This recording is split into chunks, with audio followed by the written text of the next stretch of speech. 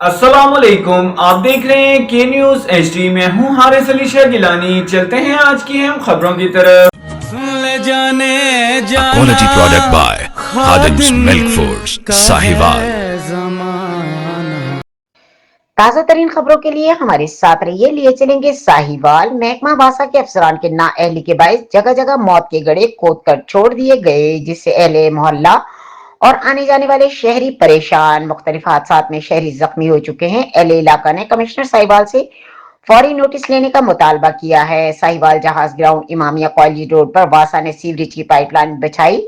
ठेकेदार ने खुदाई करके गड़े छोड़ दिए, जिसकी वजह से जगह जगह गड़े बन गए। इलाका मकीनों ने बताया कि मुतअद्दिद पाइप खुदाई के दौरान तोड़ दिए गए, जिससे गड़े गंदे पानी से भर गए हैं। आए रोज हादसात से शहरी परेशान हैं।